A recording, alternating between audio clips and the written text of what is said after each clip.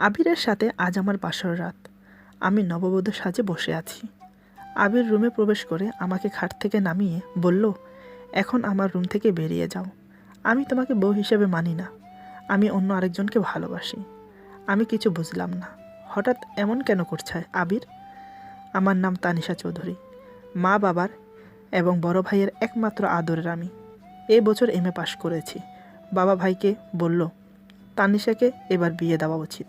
কি বলিস তুই রোহান? রোহান বলল, মাত্র তো এমএ পাশ করলো, এত তাড়া কিসের?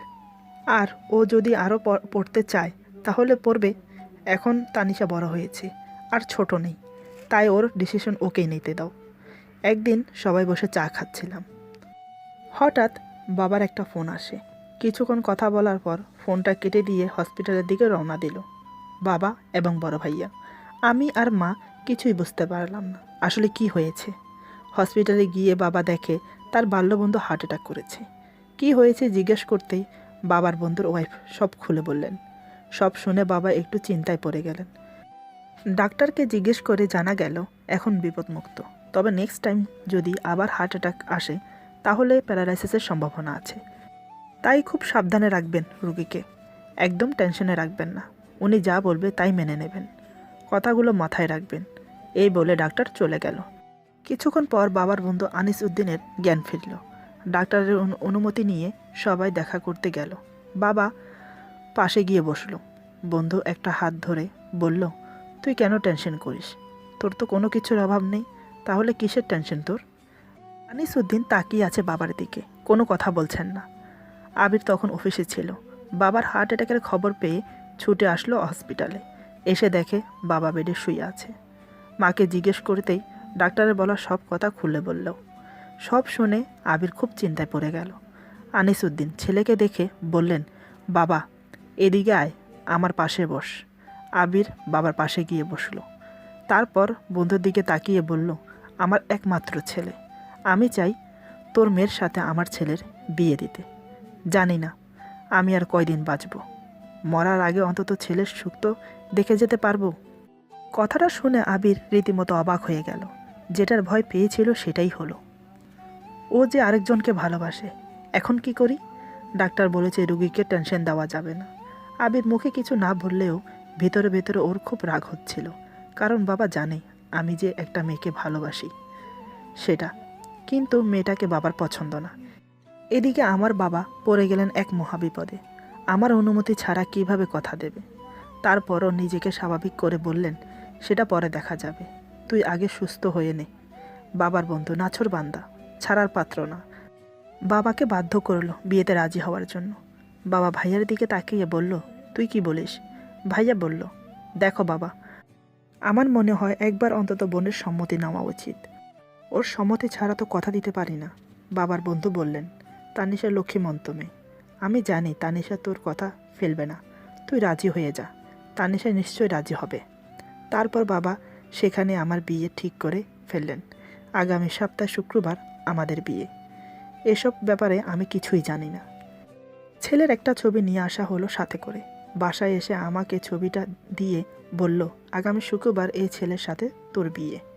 হঠাৎ এই কথা শুনে আমি তো বাকশক্তি হারিয়ে ফেললাম। মাথায় যেন আকাশ ভেঙে পড়ল। হঠাৎ বিয়ের কথা শুনে নিজের কানকে বিশ্বাস করাতে পারছি না। কিছু করার ছিল না আমার, বাধ্য হয়ে রাজি হতে হলো আমাকে।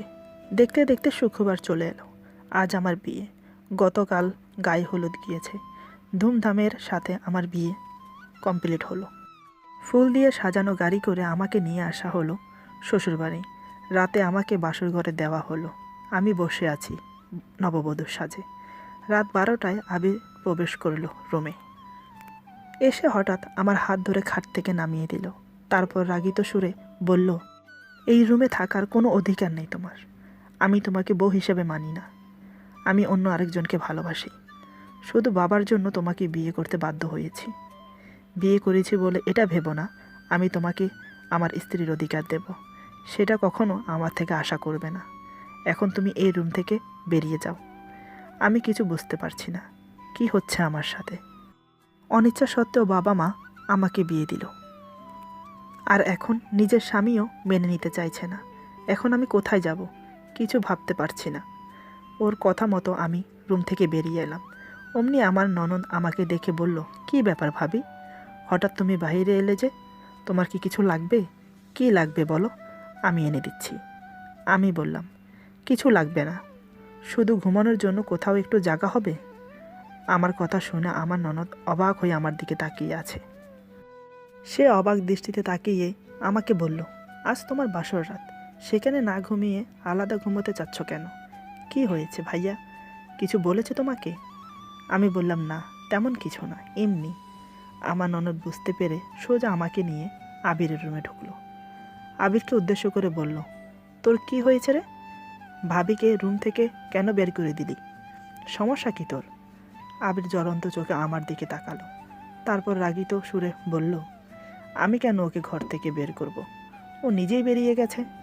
আমাকে নাকি ওর পছন্দ না, তাই নিজে থেকেই বেরিয়ে গেছে। আমি ওর দিকে অবাক হয়ে তাকিয়ে আছি। এত বড় মিথ্যা অপবাদ, তাও আবার বিয়ের প্রথম রাতে। জানি না এরপর আর কি কি অপবাদ আমার মাথায় নিয়ে ঘুরতে হবে। আমি চুপ করে দাঁড়িয়ে আছি। আমার ননদ আবিরের কথা বিশ্বাস করে আমাকে বলল, ভাইয়াকে যদি তোমার পছন্দই না হয় তাহলে তুমি বিয়েতে রাজি কেন হয়েছ? এখন বাড়ি ভর্তি মেহমান, সবাই যদি জানতে পারে তাহলে কি ভাববে বলো তো? লোক বলবে, ওই দেখো বিয়ের রাতেই বউ ঘর থেকে বেরিয়ে যাচ্ছে। আমাদের সম্মান বলে কিছু আছে ভাবি, অন্তত সেটার দিকে লক্ষ্য রেখো। এই বলে আমার ননদ শিলা চলে গেল। ব্যাপারটা না বুঝে সে আরও উল্টা আমাকে ভুল বুঝে চলে গেল। তা দেখে আবির মিটমিট হাসছে। আমার চোখ দিয়ে জল বেরিয়ে গেল। জানি না কপালে কি আছে। অনেক আশা আকাঙ্ক্ষা নিয়ে স্বামীর ঘরে এসেছি, প্রথম রাতে মিথ্যা অপবাদ শুনতে হলো। আমি চুপ করে দাঁড়িয়ে আছি দেখে আবির বলল, এটা তো মাত্র শুরু, সামনে দেখো আরও কি কি তোমার জন্য অপেক্ষা করছে। এই বলে সে ঘুমাতে চলে গেল। আমি আর কি করব, সোফায় শুয়ে পড়লাম। সকালে উঠে ফ্রেশ হয়ে বসে আছি। আমার শাশুড়ি মনে হয় যত সম্ভব আমার ননদকে বলল, যা তোর ভাবিকে ডেকে নিয়ে আয় নাস্তা করার জন্য। কালকের রাতের ব্যাপারটা ও কাউকেই বলেনি। রুমে এসে দেখে আমি বসে আছি আর আবির এখনও ঘুমোচ্ছে। শিলা আমাকে উদ্দেশ্য করে বলল, চলো ভাবি, মা তোমাকে নিচে ডাকছে নাস্তা করার জন্য। আমি কিছু না বলে শিলার পিছু পিছু নিচে নেমে এলাম। দেখি টেবিলে সবাই বসে। আমি আসতেই আমার শ্বশুর বলল, এখানে বসো। আবির এখনও ওঠেনি। আমি মুখে কিছু না বলে মাথা নেড়ে সায় দিলাম। ইচ্ছা না থাকা সত্ত্বেও সবার সামনে দেখানোর জন্য নাস্তা খেতে হলো। নাস্তা খেয়ে উপরে চলে এলাম। ততক্ষণ আবির উঠে গেছে, অফিসে যাওয়ার জন্য রেডি হচ্ছে। নিরুপায় হয়ে আমি জিজ্ঞেস করলাম, আপনি কোথায় যাচ্ছেন? আবির একবার আমার দিকে আর চোখে তাকালো। কাল রাতে আমাকে ভালো করে দেখেনি, বিয়ের আগেও না। কারণ সে আমাকে না, অন্য একটা মেয়েকে বিয়ে করতে চেয়েছিল, যাকে সে ভালোবাসে। আজ আমাকে দেখে কিছুক্ষণ তাকিয়ে থাকলো, মনে মনে ভাবছে, না অন্তত আমার বউ হওয়ার যোগ্যতা আছে মেয়েটার ভেতর। তাতে কি, আমি তো অনন্যাকে ভালোবাসি। যে করেই হোক একে তাড়িয়ে অনন্যাকে এই বাড়ির বউ বানাতে হবে। তার জন্য অনেক বুদ্ধি খাটাতে হবে, যাতে সাপ মরে লাঠি না ভাঙে। এসব কথা মনে মনে ভাবছে। আমার প্রশ্নের কোনো উত্তর দিল না। আমি দাঁড়িয়ে রইলাম। রেডি হয়ে কিছু না বলে চলে গেল, নাস্তা পর্যন্ত করেনি। তারপর আমার ননদ শিলা এসে আমাকে বলল, আচ্ছা ভাবি, কাল রাতে কি হয়েছিল আমাকে একটু খুলে বলো তো। আমার বিশ্বাস হয় না। ভাইয়া বলল, তুমি নিজেই বেরিয়ে গেছো, কি হয়েছিল? আমি মাথা নিচু করে কিছুক্ষণ চুপ করে রইলাম। ভাবছি কি করে বলি, ও যদি বিশ্বাস না করে আমাকেই ভুল বোঝে। তারপর আমি বললাম, কিছু না, ছাড়ো ওসব কথা। এখন তুমি বলো, তোমার কলেজ কেমন চলছে? শিলা বুঝতে পেরে বলল, আমি জানি তুমি বলতে চাইছো না, আর আমি এটাও জানি ভাইয়া তোমাকে গ্রহণ করেনি। দেখো ভাবি, এটা তোমার সংসার, তোমার থেকেই হাল ধরতে হবে। তুমি যদি এভাবে চুপ করে থাকো তাহলে ভাইয়া তোমার সামনে দিয়ে অন্য মেয়েকে নিয়ে ঘুরবে, আর তুমি দেখে যাবে। তার চেয়ে বরং তোমাকে কিছু করতে হবে, আর আমি তো আছি তোমাকে সাহায্য করার জন্য। আমি শিলার একটা হাত ধরে বললাম, সত্যি তুমি আমার পাশে থাকবে? তুমি যদি আমাকে হেল্প করো তাহলে কথা দিচ্ছি তোমার ভাই আমারই থাকবে, অন্য কারোর হতে দেব না, আমি কথা দিলাম। শিলা বলল, তা তো বুঝলাম, আমি তোমাকে হেল্প করব, তার বিনিময়ে আমারও হেল্প চাই তোমার। বলো, রাজি? আমি বললাম, রাজি। তার আগে বলো তোমাকে কি হেল্প করতে হবে। শিলা বলল, সময় হোক তখন না হয় বলবো, এখন তোমার ব্যবস্থা করি। এখন ভাবো কি করে ভাইয়াকে জব্দ করা যায়। আমার কাছে একটা প্ল্যান আছে, এদিকে এসো, কানে কানে বলি। তারপর শিলা আমার কানে কানে ওর প্ল্যানটা বলল। শুনে আমি তো অবাক। এই সব করতে পারবো না। আমি বললাম, না না, এসব আমার দ্বারা হবে না, ঘরে মা বাবা আছে, ওনারা কি ভাববেন। শিলা বলল, আরে তুমি মা বাবার টেনশন ছাড়ো, আমি সেটা ম্যানেজ করে নেব। তুমি শুধু আমার কথা অনুযায়ী কাজ করো, তাহলে কাল থেকে শুরু। দেখতে দেখতে সেদিন চলে গেল। রাতে আবির আসে। রুমে প্রবেশ করে দেখে আমি শুয়ে আছি খাটে। আমাকে খাটে দেখে ও তো রেগে আগুন, কারণ আমাকে খাটে শোয়ার জন্য নিষেধ করেছিল। আমার কাছে এসে বলল, কি ব্যাপার, তুমি এখানে ঘুমোচ্ছ কেন? আমি বললাম, তাহলে কোথায় ঘুমোবো? আবির বলল, সেটা আমি কি জানি, তুমি আমার খাটে ঘুমাতে পারবে না, নামও এক্ষুনি। আমি বললাম, আপনার বউ আমি, এই বাড়ির নকরানি না, আমি এখানে ঘুমাবো। প্রয়োজন পড়লে আপনি কোথাও ঘুমান গিয়ে, ডিস্টার্ব করবেন না। এই বলে আমি অন্যদিকে ফিরে শুয়ে পড়লাম। আমার কথা শুনে মনে মনে আবির ভাবছে, এর আবার কি হলো, আজ এমন করে কথা বলছে কেন? মনে হচ্ছে সাহস বড় বেড়ে গেছে। আবির আর কিছুই বলল না, চুপ করে গিয়ে সোফায় শুয়ে পড়ল। সকালে উঠে আগের মতো অফিসে চলে গেল। ওই দিন আমার শ্বশুর শাশুড়ি শিলার কথা মতো 1 সপ্তাহের জন্য গ্রামের বাড়ি চলে গেল। আজ আমি আমার কলেজ ফ্রেন্ড আসিফকে ডিনারে দাওয়াত দিয়েছি। সে এসেছে সন্ধ্যায়। চা নাস্তা খাওয়ার পর আমরা বসে আড্ডা দিচ্ছি। আমি আসিফের পাশেই বসেছিলাম। এমন সময় আবির অফিস থেকে ফিরল। ড্রয়িং রুমে প্রবেশ করে আমাকে আসিফের পাশে বসা দেখে কিঞ্চিত অসন্তুষ্ট হলো। আবিরকে দেখে আসিফ উঠে সালাম দিল। ভালো মন্দ কিছু না বলে সালামের উত্তর দিয়ে চলে গেল উপরে। রাতের ডিনারের সময় আমরা সবাই একসাথে খেতে বসলাম। আমি আসিফকে খাবার এগিয়ে দিচ্ছি এবং বেড়ে দিচ্ছি। এটা দেখে আবির আমার দিকে কটমট করে তাকালো, কিন্তু কিছু বলছে না মুখে। সেদিনের মতো রাতের ডিনার শেষ করে আসিফ চলে গেল। 2-1 দিন পর পর আসিফ আমার সাথে দেখা করতে আসতো। ঠিক যখন আবির অফিস থেকে ফেরার সময় হয়, ঠিক তখনই আসতো আসিফ। যতবার আসিফ আসতো ততবার মুখোমুখি হতো আবিরের, আর আমি আসিফের গা ঘেঁষে বসতাম। সেটাও আবিরের চোখে এড়ালো না। মাঝে মাঝে আসিফ আমার চুল ঠিক করে দিত, আমার হাত ধরে বসে থাকতো। কলেজের সময়ের কথা বলে আমরা খুব হাসাহাসি করতাম। এটা দেখে আবিরের মনে মনে খুব খারাপ লাগতো। একদিন আমি ও আসিফ ঘুরতে বের হলাম। কিছু শপিং করার ছিল, তাই মলে গিয়েছিলাম। মলের বাইরে রেস্তোরাঁয় আবির বন্ধুদের সাথে বসে আড্ডা দিচ্ছিল। সেখানে অনন্যাও ছিল। ওর এক বন্ধু হঠাৎ আমাকে দেখে ফেলে। তারপর আমাকে দেখে আবিরকে বলল, দেখ দেখ, ওটা তোর ওয়াইফ না? সাথে ওই ছেলেটাকে দেখে তো মনে হচ্ছে না তোর বিয়েতে দেখেছি। আবির আমার দিকে তাকিয়ে আছে। সাথে যে আসিফ দেখে চিনতে পারলো। ও মনে মনে ভাবছে, নিশ্চয় এটা আমার বয়ফ্রেন্ড। তা না হলে যখন দেখে ওর সাথেই কেন? আজ কথাটা শেষ করতে পারলো না। অনন্যা বলে উঠল, মনে হয় ওর বয়ফ্রেন্ড হবে। আসলে ও একটা খারাপ মেয়ে। তা না হলে বিয়ের পর অন্য ছেলের সাথে এখানে সেখানে ঘুরছে কেন? বাজে মেয়েরাই পারে এসব করতে। দেখেই মনে হয় আরও কয়েকজন আছে। ও যদি আমার কেউ হতো না, সত্যি বলছি, উঠে গিয়ে কষে দুটো থাপ্পড় মারতাম আগে। দেখ, আরেকজন তো বসে আছে, কিছুই বলছে না। আবিরের খুব রাগ হলো অনন্যার কথা শুনে। কিছু না বলে উঠে এলো আমার সামনে। হঠাৎ সামনে আবিরকে দেখে রীতিমতো আমি অবাক হয়ে গেলাম। আমি চুপ করে দাঁড়িয়ে আছি। আবির কিছুই বলল না। আমার একটা হাত ধরে টেনে নিয়ে গিয়ে গাড়িতে বসালো। গাড়িতেও কিছু বলল না, সোজা বাসায় নিয়ে আসে। গাড়ি থামা মাত্রই নিজে নেমে আমাকে নামতে বলল। আমি চুপচাপ নেমে আসলাম গাড়ি থেকে। গাড়ির দরজাটা জোরে একটা লাথি মারল। মোট কথা বলতে আমি তো ভয়ে কাঁপছি। তারপর আমার একটা হাত ধরে উপরের রুমে নিয়ে খাটের উপর ছিটকে ফেলল। এবার আমার দিকে অগ্নিদৃষ্টি তাকিয়ে বলল, সমস্যা কি তোমার? তুমি কাকে জিজ্ঞেস করে আসিফের সাথে মলে গেছো? আসিফ কে হয় তোমার? বাড়িতে মা বাবা নেই, 2 দিন পর পর আসিফ কেন আসে তোমার সাথে দেখা করতে? কেনই বা ওর সাথে তোমার এত মাখামাখি? কে হয় তোমার আসিফ? আমি বুঝতে পারলাম আবির খুব রেগে আছে। তাতে কি? আমি বললাম, কেন? সে কৈফত আপনাকে দেব কেন? আমি কোথায় যাব, কার সাথে যাব, একান্তই আমার ব্যক্তিগত ব্যাপার। আপনি বলার কে? আর আমি আপনাকে কেন বলবো? আবির এবার আমার মুখের সামনে এসে বলল, তুমি বাধ্য আমাকে সব কিছুর কৈফত দেওয়ার জন্য।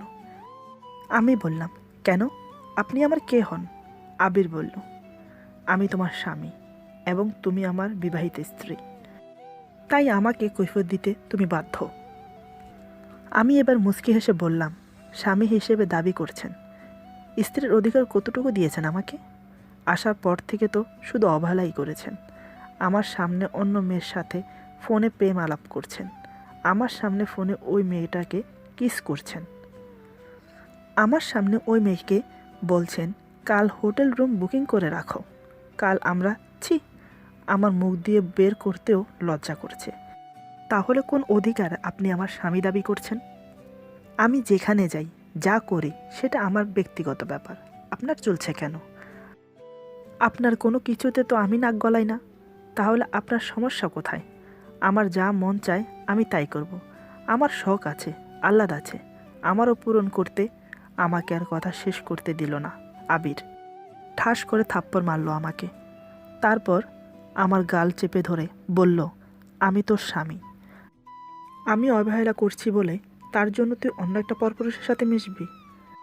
আর সেটা আমি চেয়ে চেয়ে দেখব? আমার স্ত্রী অন্য পরপুরুষের সাথে মেলামেশা করছে, কখনোই না। তোর যা লাগে আমি পূরণ করব, কিন্তু কোনো পরপুরুষের সাথে তোকে দেখতে পারবো না, কারণ তুই আমার স্ত্রী। একবারও চিন্তা করলি না আমার কথা, আমার কতটুকু কষ্ট হচ্ছে তোকে অন্য কারোর সাথে দেখে?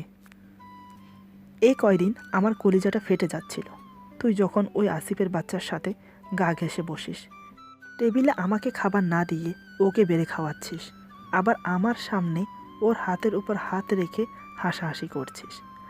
আমার ইচ্ছে করছিল ওকে খুন করে ফেলি। আজকের পর থেকে আমি যেন ওই অমানুষটার সাথে তোকে না দেখি, যদি দেখি আবার, তাহলে কিন্তু একদম মেরে ফেলবো, যত্ত সব। এই বলে আমাকে ধাক্কা মেরে খাটে শুইয়ে দিল। তখন আমি কাঁদছিলাম। ওর মুখের উপর একটা কথাও বলতে পারিনি। আবির জানালার পাশে দাঁড়িয়ে আছে, একটু পরপর আমাকে দেখছে।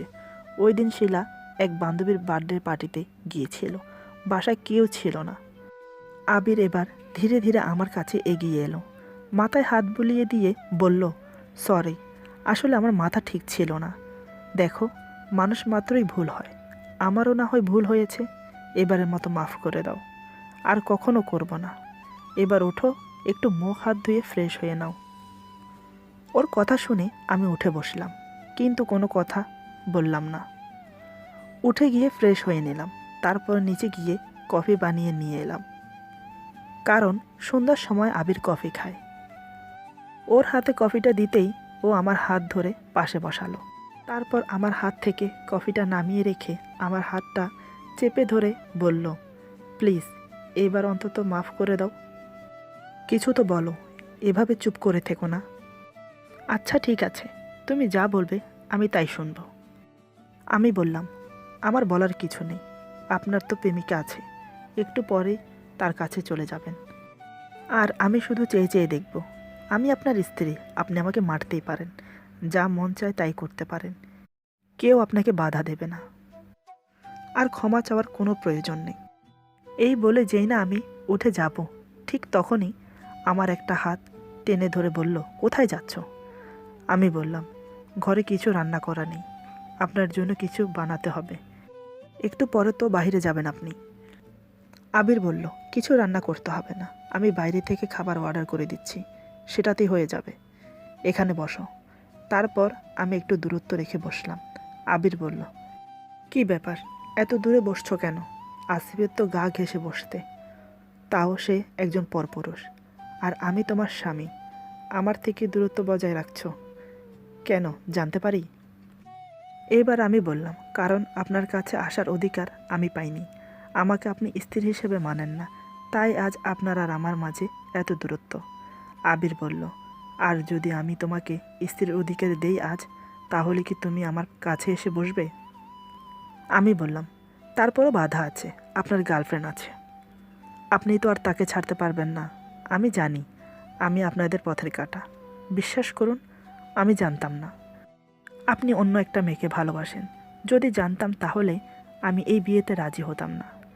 আপনার ছবিটা যখন আমি দেখি তখন থেকে মনে মনে কল্পনা করতে লাগলাম আপনাকে নিয়ে, কিন্তু বিধাতা আমার কপালে সুখ লেখেনি। আবির রোমান্টিক সুরে বলল, ভালোবাসো আমায়?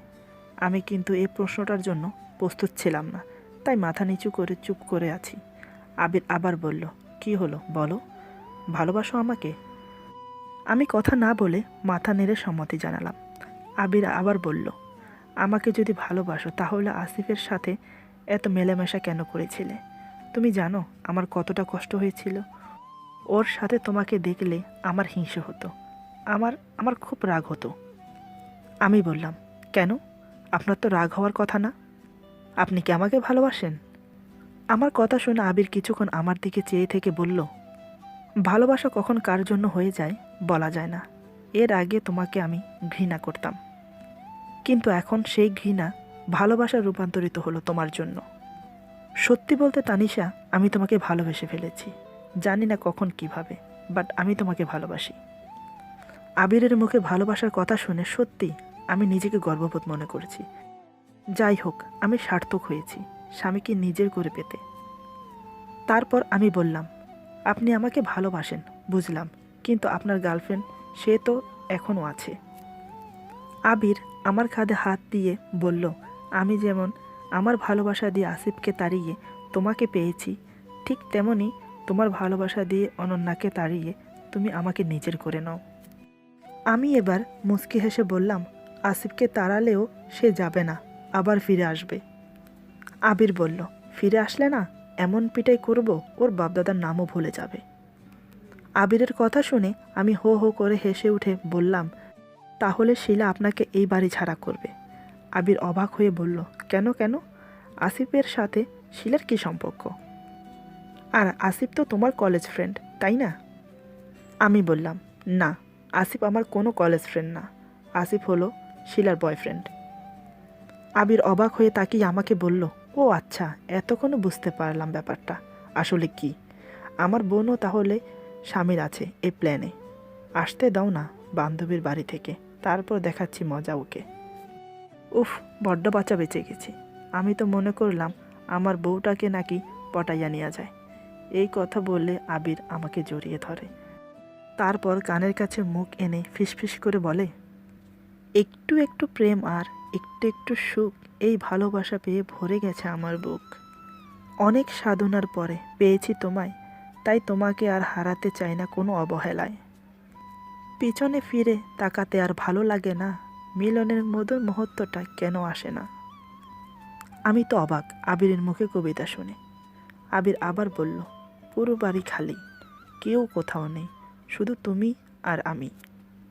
চলো না আজ দুজন বাসরাত সম্পন্ন করি।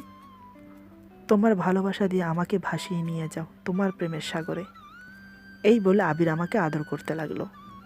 আমার ঠোঁট দুটো ওর ঠোঁটের দখলে চলে গেল। আজ আমাদের বাসরাত সম্পন্ন হবে। ভালোবাসা সত্যিই অদ্ভুত, কিভাবে যে কখন হয় কার সাথে বলা বড়ই মুশকিল। ভালোবাসায় কারো ঘর বাঁধে বা কারো ঘর ভাঙে, এই হচ্ছে ভালোবাসার খেলা। নিয়তি কখন কাকে জেতায় বলা বড় দায়। এরই নাম ভালোবাসা। সমাপ্ত। আল্লাহ হাফেজ।